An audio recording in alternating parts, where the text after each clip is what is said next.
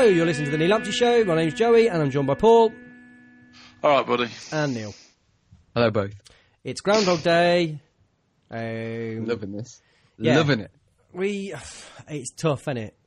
It's really tough. Let's kick straight off with moments of the week, if there are any. Neil? Moment of the weekend, because we only did this Friday, so this is quite swift. But I was thinking about it, actually. I think it was listening to... what's our manager's name again? Slade. There we go. Yeah. Listening to his post-match interview, and just... He reminds me of Sergeant Wilson from Dad's Army, where he's just sort of so measured and composed about every single scenario. And after that match, I'm guessing a lot of people weren't measured and composed who were listening to it. And it was just... I was like, we're 7 points off safety. How can you be so calm? And I know he's a manager and he's got to be calm, because otherwise it just shows a lack of control. But I don't know. It just it makes me...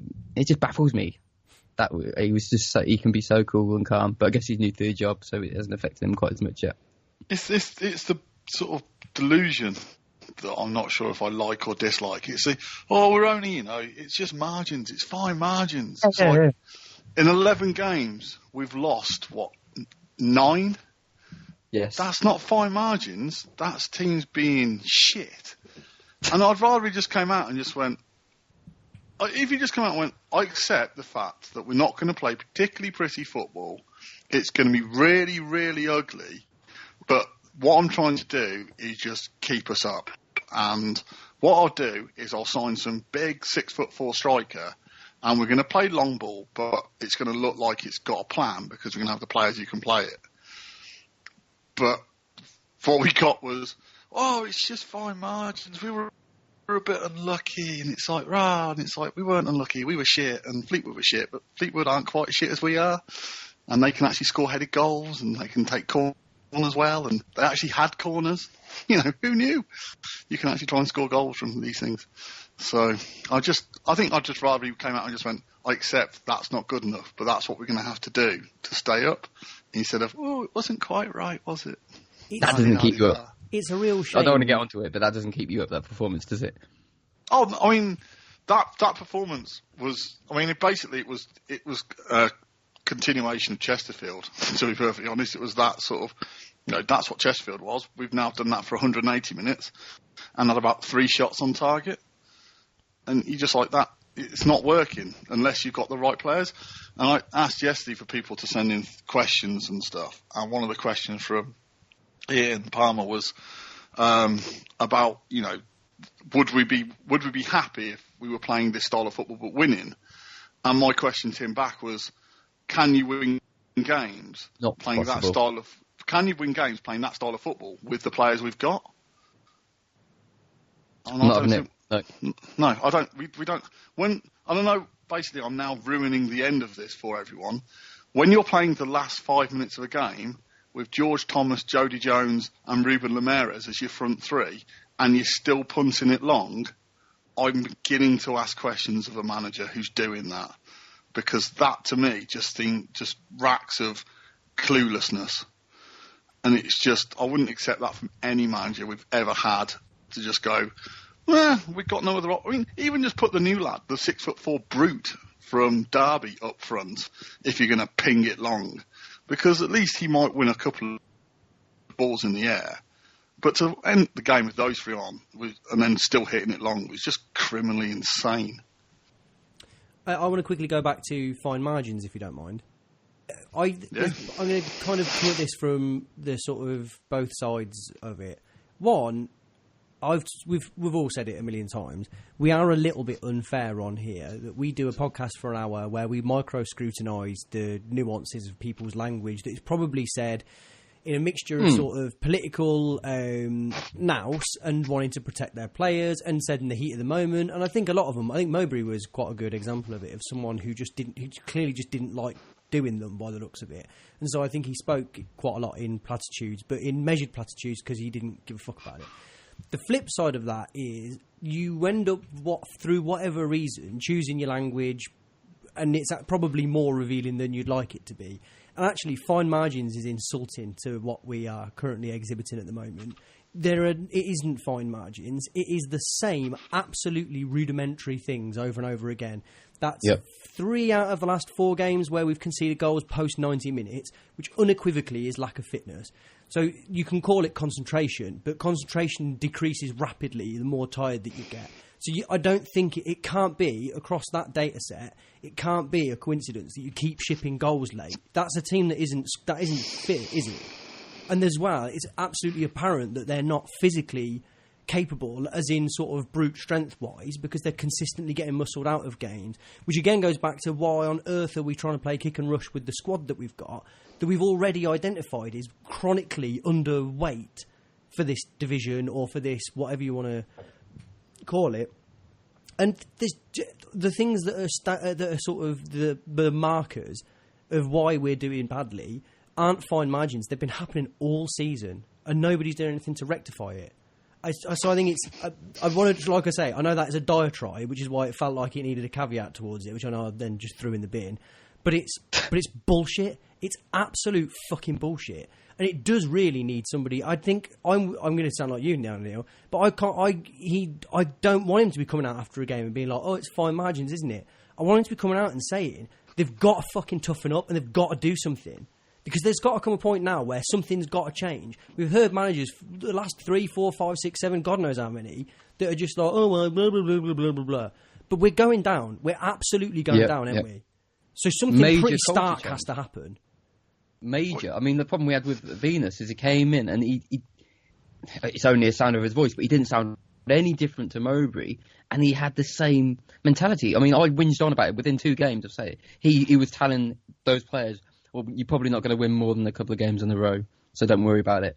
It's that mentality where it was just kind of a comment just off the cuff, oh, well, it doesn't matter, when actually what we need is an absolute almighty rocket to the system. These players need to recognise the situation they're in and that it doesn't matter, because I think they've sort of resigned themselves to if we get relegated this season, we get relegated and that's it. And it kind of, it's Coventry. It's Coventry. It doesn't matter. It does matter. And even at this point in the season, we're saying here, we're going to get relegated, and we're saying that because we've watched the team and saying, well, if you keep playing like that, you're going to get relegated. But that's not to say it's acceptable, or that's not to say that it should still happen. And I know people will come out with the maths of having to win a certain amount of games, blah, blah, blah. But we've been in January before, and things turn around every single season. Exactly. It's not... We're talking about crap teams in the crap league here. It's just... I mean, I remember being absolutely infuriated with Mowbray when we had a really good team and we weren't winning. We went on... we went on a spell, we weren't winning. And you were like, I just want Mowbray to turn around and just say, that isn't acceptable. And he never did. And then when he did finally come out and say, that's not acceptable, was after the Oldham game, where he complained that his team, which was completely different from the Oldham team that played like 6 months before, wasn't. You were like, no, that boat sailed, mate. You had a good team last season. You blew it because you kept letting them off the hook. And now you're having a go at them. You're having to go at the wrong players because they're not the team that were good last season. You've now bought a shit team. And Russell's, it was painful on Saturday. Painful to watch. Painful to endure. And you got Russell Slade coming out. And you're like, why don't you just come out and be honest and just say, that was rubbish. Okay, it was a sucker punch in the 90th minute in terms of we looked like we were going to hold on for a draw. But these players have got to accept that level of performance and that style of football isn't acceptable. But I think Neil sort of put it on a post that we have a little WhatsApp message group. And he said it looks like he's allowed them to play kick and rush football. And I know it comes back and everyone goes, tactics don't matter. Of course they fucking matter. Of course what your players are going out there to do matters. And the people on the radio, it's not Slade's fault. It's like, well, I accept it's not his fault we're in the position we're in. However, that style of football is down to the manager. The manager chooses how he wants his team to approach a game of football. And it's clear now, having watched a couple of games, that our approach at the moment is for our defenders to kick the ball forward. Doesn't matter where it goes. And last week we discussed it about Nathan Clark, and Joe went, well, fair enough. We want a centre-back to come in who's just going to kick the ball clear. That's fine. But Nathan Clark doesn't seem to have a target in mind. He just kicks it forward. And on Saturday, you were like, that's about your 20th attempt. I don't know who you're aiming for. I don't know who's in that part of the pitch you think he's going to win that header. And you can play small strikers, but then you've got to use the channels. You've got to hit the ball into places where their defenders are in a foot race. Their defenders aren't in a winning a header battle, because our strikers aren't going to win a headed battle. So when you're playing against a team who plays 3-5-2, you use the channels. You smack the ball into the channels. You smack it behind the fullbacks or wingbacks, and you use your nippy strikers to get onto the ball. And we didn't do that. We just played long balls to two midget strikers in the first half. And then someone asked about Russell Slade and the fact we're getting more and more injuries. Well, I think we discussed this on the last pod. If you're bringing in players who haven't played much football this season and they're old players, don't be surprised when they break down. And that's what's happened to Bevan. His hamstring's virtually gone. And you're like, well, he's the player we're pinning our hopes on to score goals. And he had to go off at half-time because he isn't match fit. I mean, I don't know how many times I can say this. You can't just bring players in who haven't played any football and expect them, especially when they're sort of dynamic players, to be match fit straight away. They're not going to. That's why you're going to get injuries. You're going to get these players breaking down because they're not what you're asking for them. They're not prepared. They're not physically ready to do. And then, we sign this other new lad from Derby who, we're signing a striker who's going to add no league goals to the rest of the league goals we've got. And someone made a salient point in the second half on Saturday. The player with the highest career goals out of our 11 was Nathan Clark with 11 goals in 17 seasons. No way. Oh, was that true? Oh, my God. Yeah. And you just look at it and you're like, Joe Jones has never scored a league goal. George Thomas has never scored a league goal. Andy Rose has got, 4 or 5? I'd get me Charles Cook up front. Oh, yeah. I mean, I had a look today. Callum Riley's got 2, I think. One of those, I think, was on his debut. So, Ben Stevenson's got 2. You look around the side. We don't have goals, and we're signing, there was a trialist today, was some lad that Birmingham City released, Navid Nazas or something, who hasn't played any league football, and you're like, these aren't players who are going to keep us up. He might be brilliant, but at the end of the day, he hasn't played a league football. He's apparently not been able to get into Macclesfield's first team. So I just wish that Russell Slade would come out and be a bit more honest and say, look, as I said, if he came out and said, look, the football I'm going to play is going to be fucking ugly, but that's what I need to do to keep us up. And to do that, I'm going to bring in a version of Clive Platt. You'd be like, oh, okay, I understand that it's going to be ugly, but I also understand you're trying to bring in the players to play this ugly style of football. But what I see is him bringing in small players, and he's still trying to play an ugly style of football. And in my head, it just, from what I've seen over the years, it doesn't work. It doesn't work unless you really are really quick on the counter and you're prepared to move the ball really quick in midfield. Having small strikers can't work if you're playing punt the ball.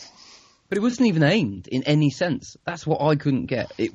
There were points when you had Jordan Turnbull literally just kicking the ball out of play. And there's no sort of sounds of discontent in the crowd, which I find really fascinating.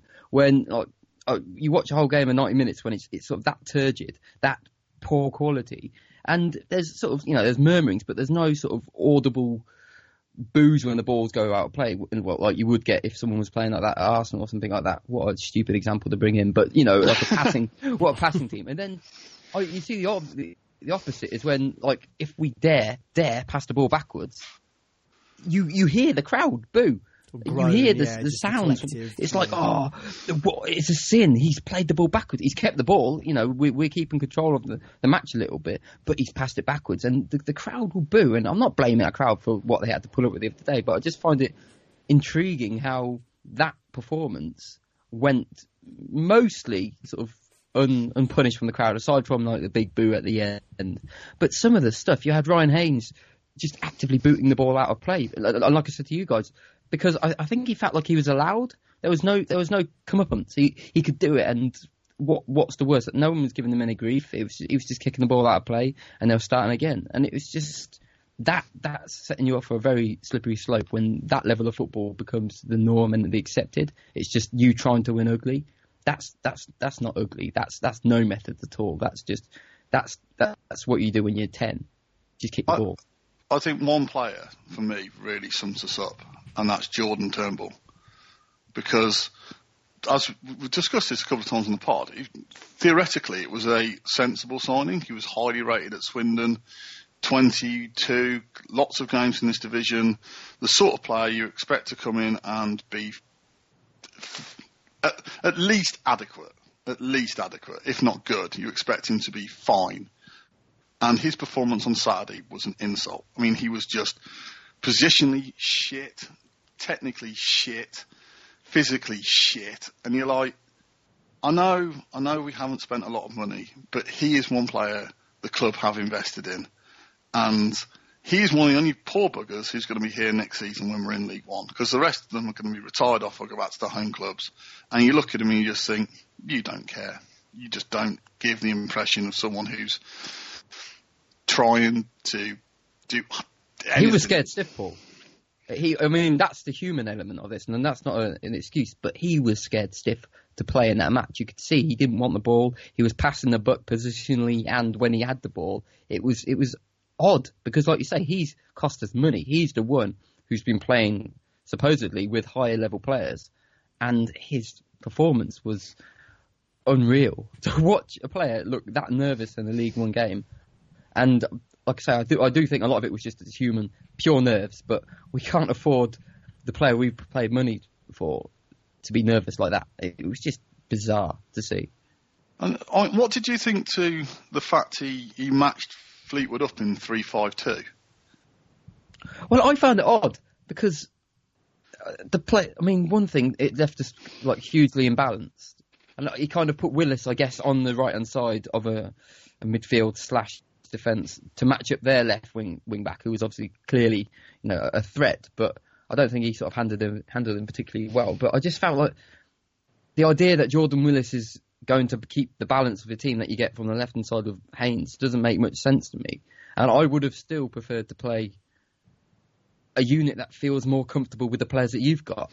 Because it's like a balance, isn't it? Are you trying to match up just man for man, but at a detriment to your own shape? Or do you stick with the shape that you've got, the players that you've got?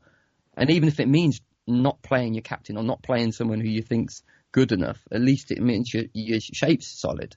And that's kind of what I took from it. It didn't feel in any way it didn't feel comfortable at all. I said to Pritchard about 20 minutes ago, I said I'd have taken Willis off and brought Kelly Evans on, just because I thought it would have given us 20 minutes of someone on the right wing trying to go over the halfway line and turning their player around. And he said, well, is it worth losing this game? That might be. And I was just, well, I'd rather win it or lose trying to win it. Yeah. But at least then I felt, as you say, with Kelly Evans on one side and Haynes on the left, and Haynes was one of the only players who again sort of created anything, we would have had players in the box. We'd have had players trying to take people on. I mean, Jordan Willis tried at one point to take someone on, and it was just, fair play to that. But it's not his skill set. Skinning a player isn't in Jordan Willis' skill set. So all you ever had on the right-hand side was him moving the ball back inside, because that's what he can do. So and then the substitution when he took Rose off, and then we conceded from a corner, and you're like, you've taken off one of your only physical tall players, and you know that we're liable to concede at corners. Who was beaten?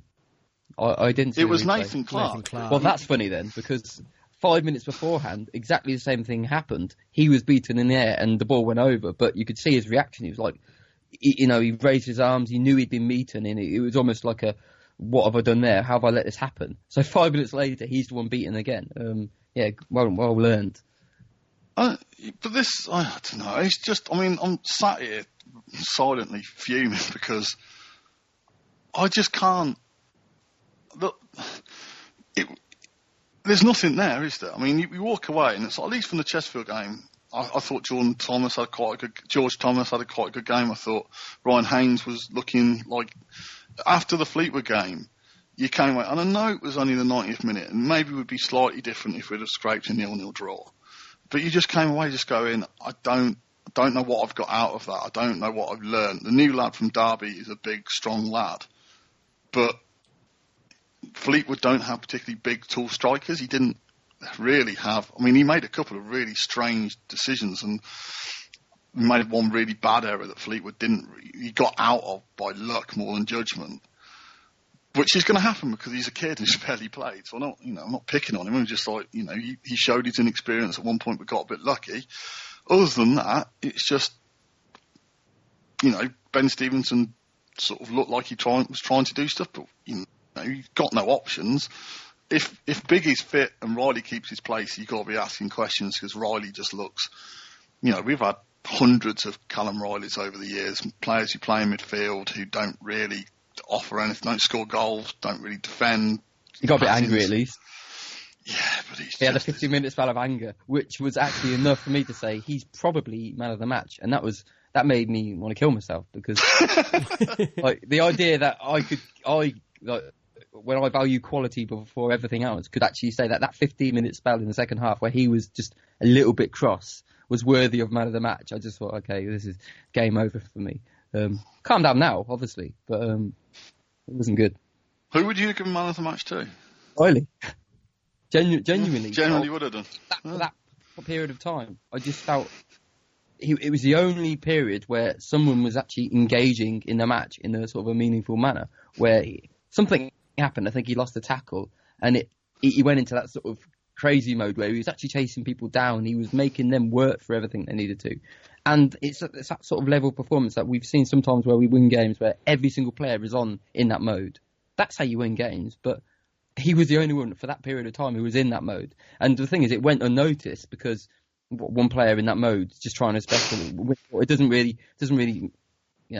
show up because we're still booting the ball over his head. But I spotted it, and I was happy that at least he had a little bit of pride. Obviously, it fell away near the last 10 minutes. So I think he just knackered himself out. But yeah, I noticed it. Who would you have gone for, Paul?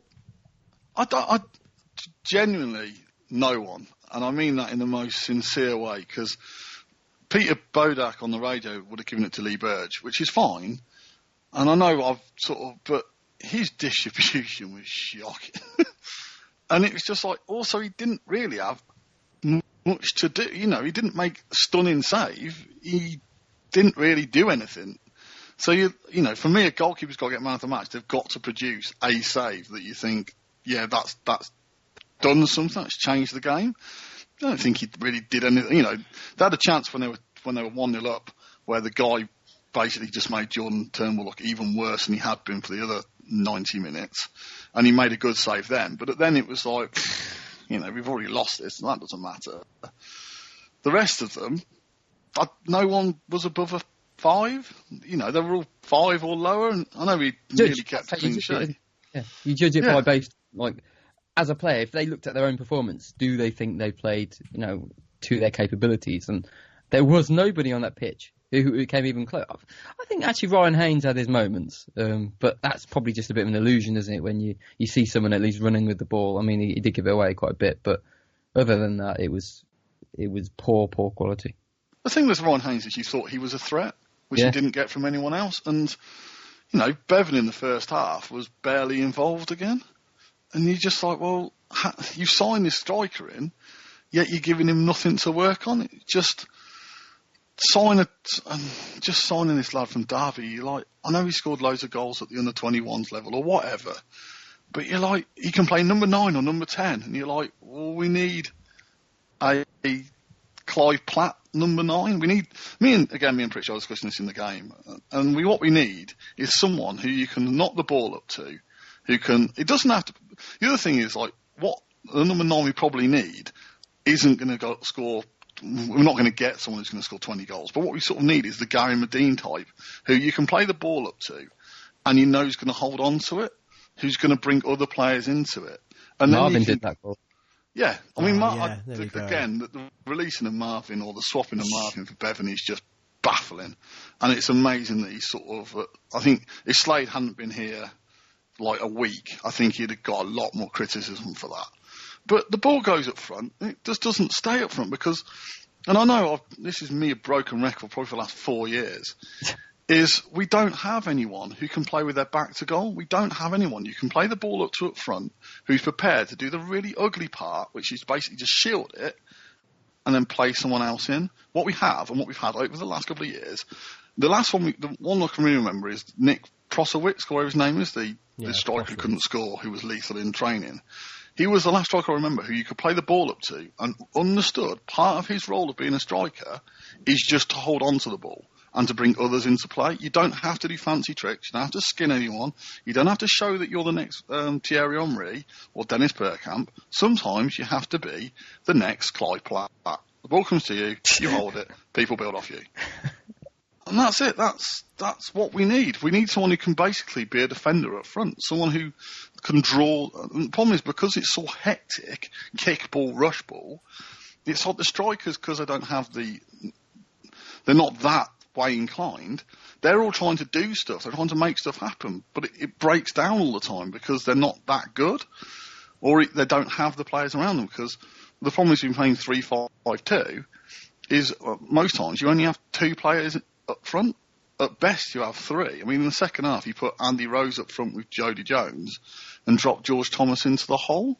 Oh my and you're like, God. well, that sort of works, but that's if Andy Rose is a number 9, that striker I'm saying, but and the other thing, I mean, bless Andy Rose. If my daughter was 20 years older, he must be a lovely guy because he's so passive on the football pitch. At times, you're wondering if he actually understands what's going on. You're like, Andy, hello. He never gets angry. He never seems to sort of, be that bothered. Just ambles around doing his. I'm Andy Rose. I could run 5 marathons without stopping. And you're like, but what we need. It's a bit like remember Elliot Ward. I can't remember who the manager was. So what you need with Elliot Ward, you need to make him angry. If you make him angry, then he's a proper centre-half. You're like, I don't think anything, you could slap Andy Rose on the face and he'd just apologise for his face being in the way. That actually helped Elliot Wood, though. And being stupid made him really good at penalties because he didn't feel the pressure. Yeah, true. Being really stupid and arrogant was a he perfect just didn't realise combination. what was a load of pressure, but he just didn't realise. Yeah. I'm in training here. I have just been sick in my own mouth thinking about that front 3 of Andy Rose up front as a target man with Jody Jones next to him and George Thomas in the hole. Can you imagine? Yeah. Can you imagine if we'd have been told pre-season that was a front 3 that we would have seen, and how many people would have not bought season tickets as a result?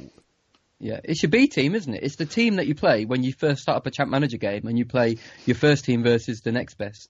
They're the second team, aren't they? It's just none of that works. Jody Jones, and he was the target man actually. Jody Jones was the man, and you had Andy Rose behind him, and then behind him you had George Thomas. None of them in their natural position. None of them in a meaningful position. It was balmy. I'm not even having a go at any of them 3 as individual players or anything. I'm not saying, they're all like horrendous quality. I'm saying that what the fuck? How would it doesn't make any sense at all, does it? It's just so desperate now, just to hopefully throw some shit together and hope that it creates a goal somehow, and then just do that for a bit. That's what it is.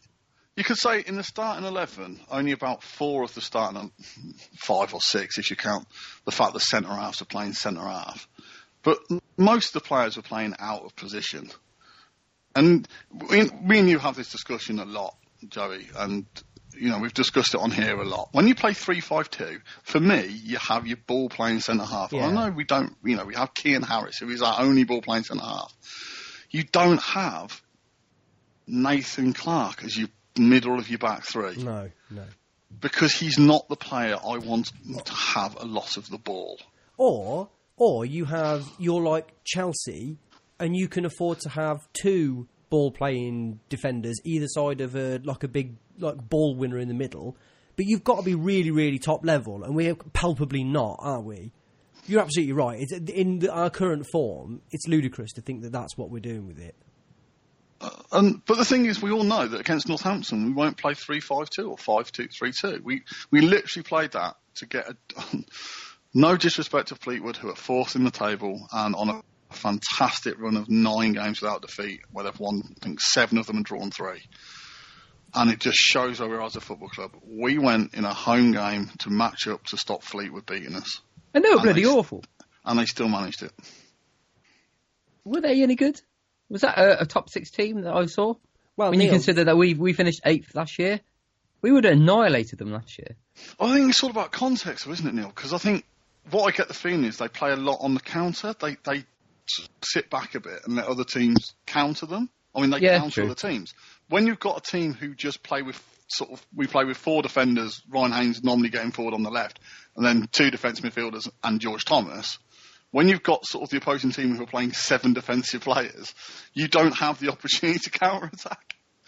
But no, they weren't. They weren't particularly good. But I think, again, you can only really put it into context, can't you? You can only sort of say, against Coventry City, who played awful football, we brought out maybe the worst in them. But if we'd have been the team we had last season, maybe it'd have been a more interesting spectacle. But maybe they still would have beat us because they'd have actually, we'd have put players forward and we could have seen what they were all about. But no, I agree. They weren't very good. But again, they weren't very good. But they never. I know we had one header that hit the post, which you probably had a better angle from us. We were all like, "Oh, that's good. Oh, he's hit the post. Shit!" Because when he headed it, it looked like it was going about 4 foot wide. I was just trying to make myself feel better with that point, Paul, and you bunked it with your flawless logic. Git. Neil, have you got any final observations on the game? Anything that you'd want to pick out? Any particular players that we've not mentioned? Just an observation. I would definitely put that in my worst 15 games of this season. Yeah, the Neil Ampty scale of 15. I'm glad to see that coming back out there. Where did it rank? I felt like. Where did it rank? Well, no, where did it rank with this season? So I think No, that was this season, Joey. Oh, sorry, that is the worst 15 of this season. Of 15. Okay, it was just there's like a flat scale, and they're all equally as bad, and that's in there now. No, that's. I mean, sorry, go into it. No, go for it. Well, a lot of people ask questions on Twitter, and I really appreciate there were a lot of questions and a lot of good questions.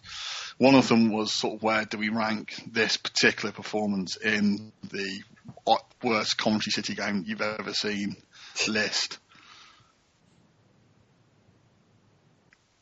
Are you asking the question? I'm asking the question. He's already told you top 15 in the one of 15. Top 15 of all time, maybe. It's got to be in there somewhere. But it's all the hoopla of what's going on. But I think it was a good point someone mentioned about, comparing it to 2003. And I'm sure if back in the time when I was watching those games, I was saying, oh, this is definitely the worst one I've ever seen. And then, away games, Notts County a couple of years ago when we were rubbish, I remember saying that's the worst one. So it's hard to line them all up. But as far as the way it makes you feel, I mean, as far as not feeling like a threat goes, we were wholly impotent, which obviously makes it one of the worst games you're going to see. Yeah, I mean... God, that Notts County game. It was Jim Brown, the Coventry City guru, who suggested 2003. Who also made a very fair point, because he didn't go to the game on Saturday, that, we haven't really learnt in 5 years that you have to win a lot of games in League One ugly. And I think that, as I said, I think what bothers me the most isn't the fact that we're playing ugly, it's the fact we don't have the players to play that style of football, so it looks even worse. If you have a target man, then, playing long ball is as legitimate as playing any other style of football. What becomes an issue is when you don't have the players to play the style of football you're trying to impose upon the team, but then you go out and you make sure that you get, because let's face it, we've only got a week now. In a week's time, the transfer window's closed and we can't make any changes for the remaining 18 league games this season. Which might actually be a blessing. Sorry, Sam? Which might actually be a blessing. It might be, but if by this time next week we don't have a new target man, then the next 18 games will be the worst 18. We will be going each week, coming back going, was that the worst performance you've ever seen? And as I keep saying, when we used to listen to it on the radio, we were like, this is the worst I've ever seen. You'd be like, oh, was it really? The point now is, I have never seen Coventry City bottom of League One. I have never seen Coventry City bottom of League One having not won in 11 games. I have never seen a Coventry City side this dysfunctional. Is this the worst football Coventry City side I've ever seen? Clearly it is, because I've never seen us this bad. And I've seen us be bottom of Premier League and the Championship, but I've never seen a side where you thought this is 4 or 5 players from being even adequate. And this is the first time you look at, individually, you just think this player's probably at the highest level he's going to be playing at. You don't look at them and go, yeah, that kid is going to play high level. That kid, you can basically say Ben Stevenson, and that's about it. Out of the players you've got, even the lone players, you might play at high level, but I'm not. And I don't even class the lad from Derby. I mean, like the lone players you had at the start of the season, most of them they're not going to play at high level. Over the whole season, we probably had 2 or 3 players who might make a League One career. I mean, a Championship career or higher. That's why we're where we are. Just to go back to the playing ugly thing, because it really intrigues me, because it's to me it's always sort of predicated on a few things. So playing ugly means, in most people's minds, a more direct way of football, but also doing the things to win ugly. So really, really working hard, grinding it out, being bastards on the pitch. We don't do any of that stuff. So when people look at the performance and they sort of say, well, we've got to play that way. If we were playing that way, I would sort of embrace it and say, okay, we are playing, but when we're not doing the other stuff. If we were being awful with the ball and booting it forward aimlessly, but without it, we were still being bloody nuisances to the other team, I would kind of say, okay, they're giving them some grief. They're being nightmares. That's at least they're doing that side of it, but they're not doing that side of it. But we are a pushover. We really are. And then when you compound that with the fact that it's not even directed long balls, it's literally kick this forward. That doesn't make for a football team at all. That just makes for just arbitrary pinball on the pitch. It's just rubbish. Well, at least in arbitrary pinball, we've got the name of this week's show. Write it down, Joe. Yeah. Any final observations on the game? Not really. No. Any observations on anything else? We've only got 19 to go. Swansea tomorrow, though, or today, when you listen to it. I'm getting even less enthusiastic about that. You won't be saying that when we're at Wembley, winning and getting relegated at the same time. The problem is, we're probably, by the time some people listen to this, we're probably not even in the Checker Trophy paint thing. Yes, yeah. So, I say it's just... Well, I mean, I think the only striker we've got fit and available for tomorrow is George Thomas. Ooh. And as I said last week, I do like George Thomas, but I don't think I'd ever have George Thomas as a lone striker, which means I assume he might go for the Jody Jones, Andy Post combination. Jesus, God help us. Just get through. Just please make it a bit Ryan better. Haynes hat-trick. Do you know what I'd really like? We've got 19 league games left. Can we get relegated in about 10? Can we just can we have sort of April to just sort of chill and not really worry about it? That doesn't work. That just means lose all the rest of the games. Okay, are we wrapping up then? Is that everything done? Yes. I think so, isn't it? Enjoyed it. Yeah, if you want to get in touch with us, it's at Neil Ampty Show on Twitter, or it's neilamptyshow@gmail.com on email. Thank you very much, Paul. Cheers, buddy. Thank you very much, Neil. Thank you. And thank you, listener. Bye.